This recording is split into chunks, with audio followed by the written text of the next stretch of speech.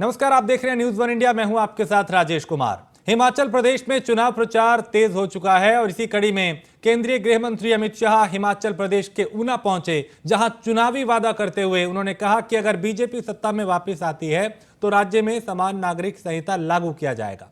BJP सरकार में 5 साल में घर घर तक गैस सिलेंडर पहुंचाया और वहीं ड्रग पर चुटकी लेते हुए अमित शाह ने कहा कि अगर बीजेपी को और 5 साल देंगे तो हिमाचल से नशे का जो अवैध कारोबार है उसे खत्म कर देंगे। अमृत महोत्सव के वर्ष में गृह विभाग के लिए एक लक्ष्य तय किया है, ड्रग फ्री भारत, नशा मुक्त भारत बनाना। और मैं आज आपको कहकर जाता हूं, नशा मुक्त हिमाचल, नशा मुक्त पंजाब हम बना कर रहे हैं। अब बारी है कॉमन सिविल कोड की। मैं आपको कहकर जाता हूं, हिमाचल में जयराम ठाकुर की सरकार ला दो, हिमाचल में कॉमन सिविल कोड लागू हो जाएगा, यहां कोई नहीं रोक सकता। ये 5 साल में हिमाचल के घर घर में गैस का सिलेंडर पहुंचाने का काम नरेंद्र मोदी और जयराम ठाकुर ने किया। हर घर में जल नल से पहुंचाने का काम ये भारतीय जनता पार्टी की सरकार ने किया। हिमाचल प्रदेश के शिमला स्थित रामपुर में जनसभा को संबोधित करते हुए बीजेपी के राष्ट्रीय अध्यक्ष जेपी नड्डा ने सरकार की उपलब्धियां गिनवाई और कांग्रेस पर निशाना साधा। जेपी नड्डा ने कहा कि कांग्रेस ने हमेशा जनता को गुमराह करने का काम किया। की इज्जत की किसी ने चिंता की? नरेंद्र मोदी जी ने 12 करोड़ इज्जत घर बनाया, आपको इज्जत दी, और 1,90,000 हिमाचल में शौचालय इज्जत घर बना करके हिमाचल की बहनों की भी इज्जत दी, उनको मुख्य धारा में शामिल किया, उनको ताकत दी। प्रधानमंत्री मोदी जी ने आपको 9 करोड़ गैस के चूल्हे और सिलेंडर देकर, और उसमें 9 करोड़ चूल्हे तो दिए ही दिए, साथ में यहां पर हिमाचल सुविधा योजना के तहत लाखों के हिसाब से जयराम ठाकुर ने भी आपको गैस के सिलेंडर और चूल्हे दिए। आज हिमाचल प्रदेश में कोई घर नहीं है जहां लकड़ी का चूल्हा हो। जिन लोगों ने कुछ काम नहीं किया वो हमेशा चुनाव को उलझाने का प्रयास करते हैं, मतदाता को भटकाने का काम करते हैं और प्रजातंत्र की चलती हुई गाड़ी को अटकाने का काम करते हैं। लंबे समय तक कांग्रेस के लोगों ने प्रधानमंत्री के पद पर बैठकर इस देश पर राज किया, लेकिन देश को कोई दुनिया में पहचान नहीं बना पाए। लेकिन प्रधानमंत्री मोदी जी ने पिछले 8 साल में भारत को दुनिया के नक्शे पर खड़ा कर दिया है और आगे बढ़ा दिया है। हमारी सीएम योगी आदित्यनाथ हिमाचल प्रदेश के दौरे पर पहुंचे। उन्होंने ऊना में पार्टी के लिए प्रचार प्रसार किया, सभा को संबोधित किया। इस दौरान मुख्यमंत्री ने बीजेपी सरकार की उपलब्धियां गिनवाई, साथ ही कांग्रेस को निशाने पर लिया और कहा कि अगर कांग्रेस सत्ता में होती तो राम मंदिर कभी नहीं बन पाता। एक और वैश्विक मंच पर भारत का बढ़ता दबदबा और दूसरी तरफ भारत की सीमाओं की सुदृढ़ होती हुई स्थिति। हिमाचल के नौजवान और रणबांकुरों ने अपने जीवन की प्रवाह के बगैर मातृभूमि की रक्षा के लिए अपना सर्वस्व न्यौछावर करने में कभी कोई कोताही नहीं की, और यही कारण है आज प्रधानमंत्री मोदी जी के नेतृत्व में भारत की सीमाएं सुरक्षित हैं। जो दुश्मन पहले भारत के अंदर आकर के आतंकी घटनाओं को अंजाम देते थे, आज भारत के अंदर वे नहीं आ सकते, लेकिन उनकी माद में, उनके घर में घुस करके भारत का बहादुर योद्धा, वीर योद्धा वहां जाकर के कहीं सर्जिकल स्ट्राइक और कहीं एयर स्ट्राइक करके उनको ठिकाना लगाने का काम भी करता है। मोदी जी को जैसे अवसर मिला, कश्मीर से धारा 370 समाप्त करके कश्मीर, जम्मू कश्मीर को भी भारत का ही गणराज्य का हिस्सा वैसे ही बना दिया जैसे हिमाचल है, जैसे पंजाब है, जैसे हरियाणा है। आज हिमाचल का नौजवान चाहे तो जम्मू कश्मीर में जाकर के अपनी जमीन खरीद सकता है, वहां मकान बना सकता है, वहां अपने लिए सब कुछ कर सकता है। लेकिन कांग्रेस ने अधिकार छीना था अपने स्वार्थ के लिए, अपने वोट बैंक को बनाए रखने के लिए। लेकिन भारतीय जनता पार्टी के नेतृत्व की, मोदी जी के नेतृत्व की सरकार ने अधिकार आपको दिया। क्या कश्मीर से धारा 370 कांग्रेस हटा पाती? मैं पूछना चाहता हूं, क्या कांग्रेस हटा पाती? खबर दिल्ली से है, जहां केंद्रीय मंत्री हरदीप सिंह पुरी ने बयान दिया कि झुग्गी में रहने वालों को लेकर फैसला, और झुग्गी में रहने वाले किसानों को मकान देंगे, और जो निचले तबके के लोग हैं उनके लिए ये बड़ा बयान माना जा रहा है। अब तक 3 करोड़ गरीबों को मुफ्त मकान जो है उसकी मंजूरी मिली है।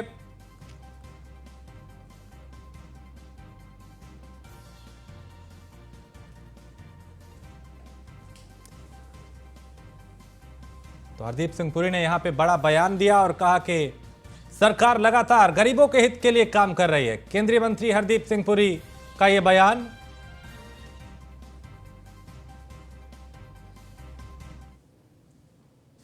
और दिल्ली एमसीडी चुनाव को लेकर भारतीय जनता पार्टी ने अपना प्रचार अब और तेज कर दिया है। इस बीच केंद्रीय मंत्री हरदीप सिंह पुरी ने चुनाव प्रचार के लिए चुनाव वाहन का शुभारंभ किया और सेवा ही विचार नहीं खोलने खोखले प्रचार का नया नारा दिया। साथ ही हरदीप सिंह पुरी ने आम आदमी पार्टी पर निशाना साधा और उन पर झूठे प्रचार करने का आरोप लगाया।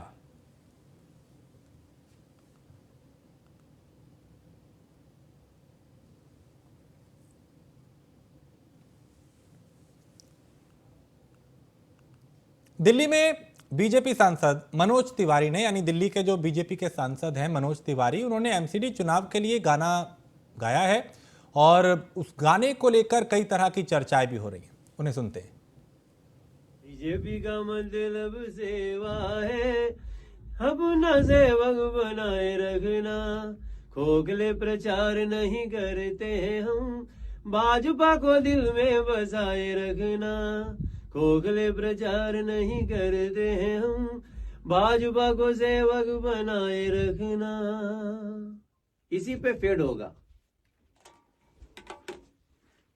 नमस्कार, vote for BJP, vote for अपने सेवक।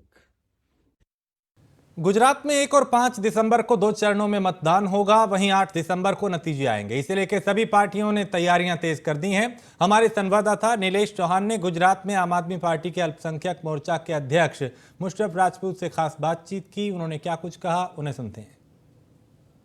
में विधानसभा चुनाव का बिगुल बज चुका है। हमारे साथ तमाम जो है आम आदमी पार्टी के जो पदाधिकारी हैं, कार्यकर्ता हैं, वो यहाँ पर मौजूद है। मैं इस समय खुद जो है गुजरात का जो अहमदाबाद आम आदमी पार्टी का कार्यालय है उसके बाहर मौजूद हूँ। आप देख सकते हैं तमाम कार्यकर्ता हैं। हम इनसे बात करते हैं कि क्या कुछ इस बार मुद्दे रहने वाले हैं।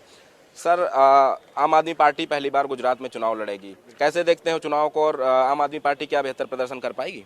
बिल्कुल कर पाएगी, क्योंकि गुजरात के अंदर आज ये आम आदमी पार्टी तीसरे विकल्प के तौर पर जो आई थी, लेकिन आज जब देखा जा रहा है तो आज डायरेक्ट भारतीय जनता पार्टी और आम आदमी पार्टी की टक्कर है, जो कांग्रेस कहीं भी लाइन में नहीं है।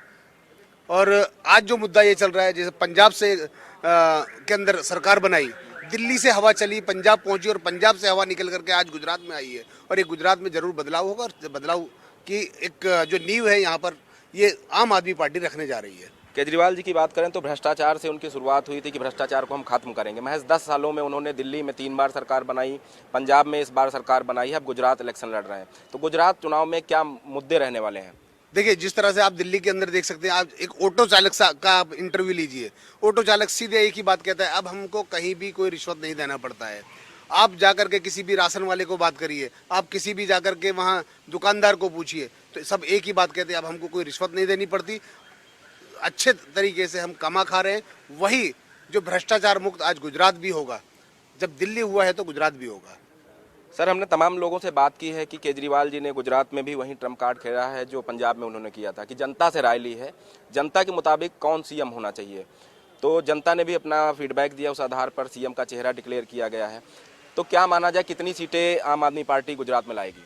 देखिए, गुजरात में आज की तारीख में आम आदमी पार्टी सरकार बना रही है, चाहे वो किसी भी तरीके से, लेकिन सरकार बनाने जा रही है। अब आप अगर बात करते हैं कि भाई जिस तरह से पंजाब में पब्लिक से पूछा गया, तो हम कहते हैं दिल्ली में भी पब्लिक से पूछा गया था कि जिस टाइम पे जब 28 सीटें आम आदमी पार्टी जीती, कांग्रेस के साथ गठबंधन कर करके सरकार बनाई, तो कांग्रेस ने गद्दारी करी, और गद्दारी करने के बाद जब सीएम साहब बाहर आए, उन्होंने एक ही बात कि मैं जनता से पूछना चाहता हूं कि मैं कांग्रेस के साथ बना रहूं या इस्तीफा देकर के दोबारा चुनाव होना चाहिए। तो पब्लिक ने कहा कि इस्तीफा दे दीजिए, तो उन्होंने इस्तीफा दिया। जनता की बात अरविंद केजरीवाल जी मानते हैं, और जनता के कहने पर जब वहाँ पंजाब में सीएम बना है, यहाँ भी सीएम बनेगा और जरूर यहाँ पर बदलाव होगा। 2 दशकों से लगातार भाजपा का बोलबाला रहा है। प्रधानमंत्री नरेंद्र मोदी, अमित शाह, साथ ही साथ उत्तर प्रदेश के मुख्यमंत्री योगी आदित्यनाथ, तमाम केंद्रीय मंत्रियों को यहाँ पर प्रभार दिया गया है कि वो गुजरात चुनाव को जीते हैं, क्योंकि 2024 में लोकसभा है। ऐसे में कितनी चुनौती देखते हैं, किसको अपना प्रतिद्वंदी मानते हैं, कांग्रेस को मानते हैं या भारतीय जनता पार्टी को? देखिए, कांग्रेस तो कहीं लाइन में है ही नहीं। आम आदमी पार्टी और भारतीय जनता पार्टी की सीधी टक्कर है, कांग्रेस का कहीं लेना देना नहीं है। केजरीवाल जी ने पंजाब चुनाव से पहले भी कई अपने इंटरव्यू में कहा था कि मैं लिख के देता हूं, इस बार जो है आम आदमी पार्टी सरकार पंजाब में बनाने जा रही है। आज भी ऐसा ही माहौल देखने को मिला गुजरात में, जब वो राजकोट में थे। उन्होंने कहा है कि मैं लिख के देता हूं, कांग्रेस की 5 से ज़्यादा सीटें नहीं आएंगी। तो जब भी उन्होंने लिख कर देने की बात कही है, वो सही हुई है। तो इस बार माना जाए गुजरात में कि कांग्रेस 5 से नीचे ही सिमटेगी? बिल्कुल मान लीजिए, क्योंकि अरविंद जी ने जब कहा है तो आपको मानना ही पड़ेगा। और मैं आपके मीडिया के माध्यम से कहना चाहूँगा कि ये 5 सीट अगर अरविंद जी ने की है, तो 5 से 6 नहीं होगी, 4 जरूर हो जाएगी। जरूर कांग्रेस कहीं भी रास्ते में नहीं है, दिखाई नहीं दे रही है। आम आदमी पार्टी और भारतीय जनता पार्टी की सीधी टक्कर है। क्या मुद्दे रहेंगे, जनता के बीच में जाएंगे, किन मुद्दों के साथ जनता का वोट लेंगे? मुद्दे तो सीधे हैं ना। जब दिल्ली के अंदर शिक्षा पे काम किया है, हेल्थ पे काम किया है, महिलाओं के मान सम्मान के लिए काम किया है और बिजली फ्री किया है, तो वही मुद्दा लेकर के हम पंजाब में गए, और पंजाब के बाद आज जो गुजरात में आए हैं, यही मुद्दे हमारे जो दिल्ली और पंजाब में काम किया, वही काम का मुद्दा हमारा गुजरात में होगा। तमाम मुद्दों के साथ जो है गुजरात में चुनाव लड़ा जाएगा। केजरीवाल जी ने खुद यहाँ पर कमान संभाल रखी है। आज भी कई जिलों में उन्होंने अपनी जो है रैलियां की हैं, उसमें भारी भीड़ देखने को मिली है। साथ ही साथ पंजाब के जो सीएम हैं वो भी अलग अलग रैलियां कर रहे हैं। राज्यसभा सांसद संजय सिंह भी गुजरात में ठहरे हुए हैं, लगातार वो भी जनता के बीच में जा रहे हैं और आम आदमी पार्टी की सरकार बनाने की मांग की जा रही है। गुजरात की अगर हम बात करें तो आम आदमी पार्टी के जुड़े हुए लोगों का, पदाधिकारियों का साफ तौर पर कहना है कि गुजरात के अंदर आम आदमी पार्टी और बीजेपी के बीच सीधी टक्कर है और कांग्रेस कहीं दूर दूर तक लड़ाई में नजर नहीं आती है। वीडियो जर्नलिस्ट अमित साहनी के साथ नीलेश चौहान, अहमदाबाद, गुजरात। सुप्रीम कोर्ट ने आर्थिक रूप से कमजोर वर्ग को 10% आरक्षण दिए जाने के फैसले को हरी झंडी दे दी है, जिस पर महाराष्ट्र के उप मुख्यमंत्री देवेंद्र फडणवीस ने सुप्रीम कोर्ट और केंद्र सरकार की सराहना की है।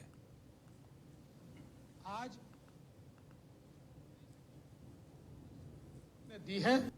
मैं सुप्रीम कोर्ट का बहुत बहुत आभार व्यक्त करना चाहता हूं कि प्रधानमंत्री मोदी जी ने आर्थिक रूप से जो दुर्बल है ऐसे समाज घटक को जो आरक्षण दिया था, ईडब्ल्यूएस का आरक्षण, आज उसको हरी झंडी ये सुप्रीम कोर्ट ने दी है। इसके कारण समाज में जिनको जातीय आधार पर आरक्षण नहीं मिलता, किंतु जो सचमुच में गरीब है, ऐसे लोगों को भी 10% आरक्षण प्राप्त हो रहा है। उनके लिए भी पढ़ने के लिए, शिक्षा के लिए और रोजगार के लिए अभी रास्ते खुल रहे हैं। ये बहुत महत्व की बात है। और कांग्रेस की भारत जोड़ो यात्रा एक के बाद एक कई राज्यों से होती हुई लगातार आगे बढ़ रही है। इसी कड़ी में अब कांग्रेस की भारत जोड़ो यात्रा तेलंगाना के कामरेड्डी जिले से शाम तक महाराष्ट्र में प्रवेश करेगी। पार्टी सूत्रों की माने तो महाराष्ट्र में प्रवेश करने से पहले ये यात्रा 375 किलोमीटर की दूरी तय करेगी। कांग्रेस की भारत जोड़ो यात्रा 7 सितंबर को कन्याकुमारी से शुरू हुई थी, जो अब 61 दिन बाद महाराष्ट्र के नांदेड़ जिले में प्रवेश करेगी। कांग्रेस द्वारा साझा किए गए कार्यक्रम के अनुसार राहुल गांधी महाराष्ट्र की यात्रा के दौरान 2 रैलियों को संबोधित करेंगे। पहली रैली नांदेड़ जिले में 10 नवंबर को और दूसरी रैली 18 नवंबर को होगी। यात्रा 14 दिन में राज्य के 15 विधानसभा और 6 संसदीय क्षेत्र से होकर गुजरेगी।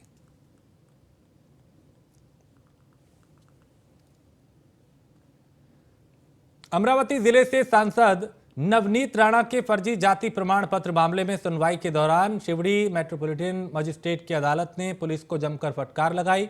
खबरों की माने तो शिकायतकर्ता जयंत भंडारी ने अदालत को बताया कि नवनीत राणा के खिलाफ अदालत द्वारा जारी गैर जमानती वारंट पर पुलिस ने कार्रवाई नहीं की है, जिसके बाद अदालत ने मुंबई पुलिस आयुक्त को निर्देश दिया कि वो लोकसभा अध्यक्ष को मामले के संबंध में पत्र लिखें। साथ ही संबंधित पुलिस उपायुक्त को इस संबंध में तत्काल रिपोर्ट पेश करने का निर्देश दिया।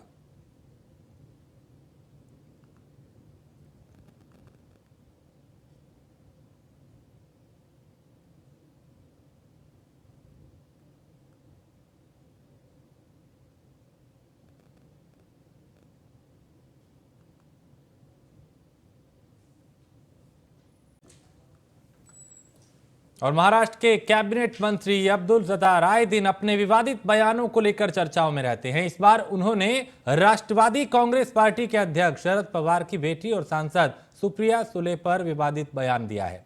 मीडिया से बात करते हुए अब्दुल सत्तार ने सांसद सुप्रिया सुले को लेकर अभद्र भाषा का इस्तेमाल किया, जिसे लेकर महाराष्ट्र में एनसीपी के कार्यकर्ताओं में काफी गुस्सा है। अब्दुल सत्तार के खिलाफ नाराजगी जताते हुए राष्ट्रवादी कांग्रेस पार्टी के कार्यकर्ताओं ने उनका पुतला फूंका और मुख्यमंत्री एकनाथ शिंदे से 24 घंटे के भीतर उनके खिलाफ कार्रवाई करने की मांग की है।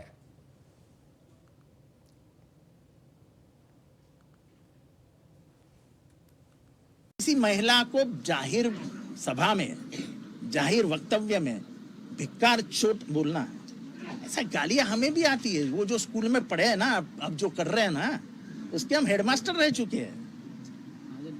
गाली बकने में हमारा हाथ कोई नहीं पकड़ सकता है। बंबई के गली मोहल्ले में चाल में बड़े हुए हम, हर 3 शब्द के बाद एक हमारी गाली निकलती थी। लेकिन जब से राजनीति में आए, जब से पवार साहब ने हमारे सर पे हाथ रख दिया, उस दिन से गाली नहीं निकलती मुझसे, दुश्मन के खिलाफ भी नहीं निकलती। ये तो एक औरत के बारे में, और जिस धर्म से वो आते हो उस धर्म में महिलाओं का कितना सम्मान किया जाता है, किसी मुल्ला मौलवी से पूछ लीजिए आप। किसी महिला को जाहिर। और ईडब्ल्यूएस के 10% आरक्षण को लेकर बीजेपी नेता और राज्यसभा सांसद सुशील कुमार मोदी का बयान सामने आया। सुशील कुमार ने आरजेडी पर निशाना साधा और कहा कि आरजेडी ने ईडब्ल्यूएस के 10% आरक्षण के विरोध में संसद के दोनों सदनों में मतदान किया था। आरजेडी अब किस मुंह से सवर्णों से वोट मांगने जाएगी? धन्यवाद देते हैं। मुझे प्रसन्नता है कि सुप्रीम कोर्ट ने भारत के सुप्रीम कोर्ट ने आज बहुमत से नरेंद्र मोदी सरकार के इस निर्णय की वैधता पर अपनी मोहर लगा दिया, जिसके द्वारा ऊंची जाति के गरीब लोगों को 10% का आरक्षण देने का निर्णय लिया गया था।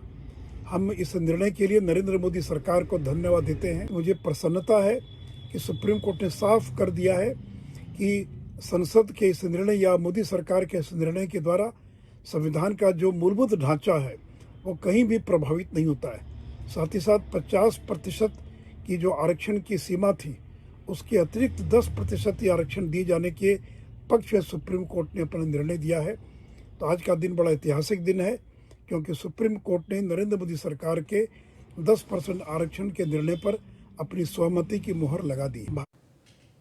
भागलपुर में बढ़ते अपराध की रोकथाम को लेकर सभी थानाध्यक्षों के साथ जिले के एसएसपी ने समीक्षा बैठक की और बैठक में एसएसपी ने सभी थानाध्यक्षों को जरूरी दिशा निर्देश दिए। साथ ही पेंडिंग मामलों को निपटाने के भी निर्देश दिए गए, ताकि किसी भी तरह की किसी को कोई दिक्कत ना हो और जो लंबित शिकायतें हैं उनका जल्द से जल्द समाधान किया जा सके।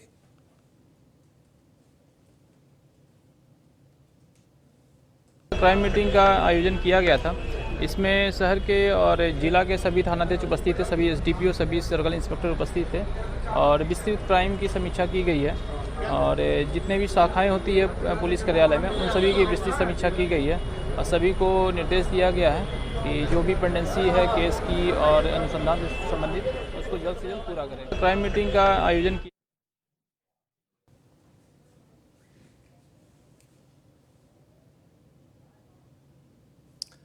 तो पेंडिंग मामलों को फौरन निपटाने के निर्देश दिए गए हैं। थाना अध्यक्षों के साथ एसएसपी ने बैठक की और यहां पे कहा कि किसी भी तरह की कोई लापरवाही ना हो। लोगों की अगर कोई शिकायत आती है तो उस पर तुरंत एक्शन लिया जाए और जो लंबित मामले हैं कई हफ्तों से, महीनों से, उनको जल्द से जल्द निपटाया जाए।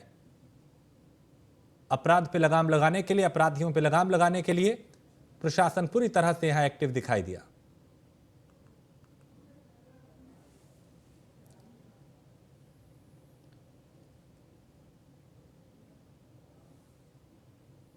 योग गुरु बाबा रामदेव सासाराम पहुंचे, जहां उन्होंने पायलट बाबा आश्रम में सोमनाथ मंदिर का उद्घाटन किया। इस दौरान देश भर के साधु संतों का यहां जमावड़ा रहा और उद्घाटन के बाद आयोजित कार्यक्रम को संबोधित करते हुए बाबा रामदेव ने कहा कि देश विरोधी कार्य पर कटाक्ष करते हुए प्रधानमंत्री और गृह मंत्री अमित शाह की उन्होंने सराहना भी की। साथ ही उन्होंने सनातन धर्म को लेकर अपने विचार रखे।